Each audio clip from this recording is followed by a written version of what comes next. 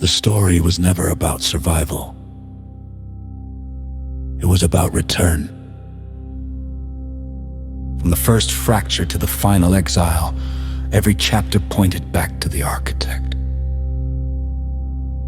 The blueprint was never lost, it was buried. Beneath rebellion, beneath pride, beneath centuries of ideological noise. But even buried, it breathed, declaring the end from the beginning, and from ancient times things not yet done, saying, "My counsel shall stand, and I will accomplish all my purpose." Isaiah 46, verse 10. Extremists rise, kingdoms fall, prophets are silenced, temples are desecrated, and still the covenant endures, not because of human strength, but because of divine design.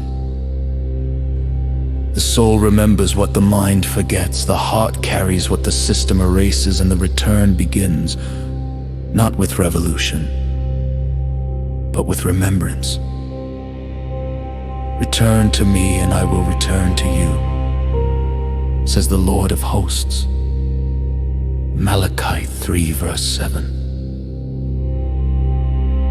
We have seen the pattern, the seduction of power, the corruption of kings, the manipulation of youth, the hijacking of truth, and through it all, God waits.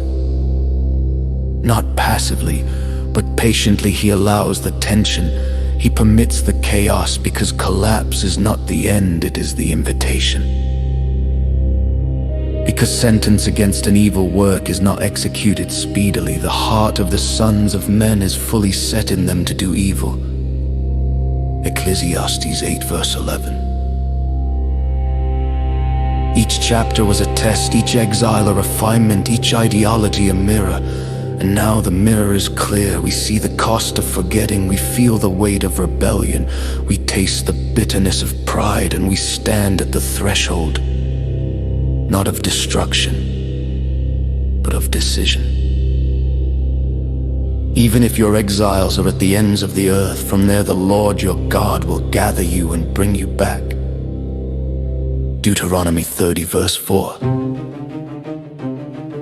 The blueprint is not a map of control. It is a design for conscience.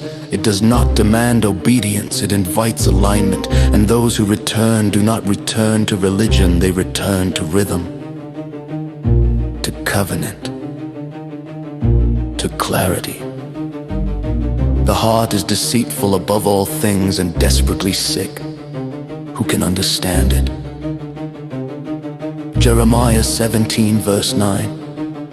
This is the divine strategy, not to dominate, but to awaken, not to punish, but to purify, not to erase history, but to reveal its purpose. And now, the purpose is clear.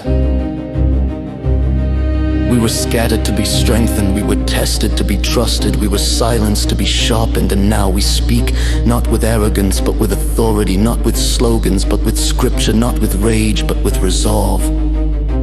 The extremists will continue, the idols will evolve, the systems will shift, but the blueprint remains, and those who remember it will not be shaken, they will rebuild, not empires, but sanctuaries, not movements, but meaning, not noise, but truth.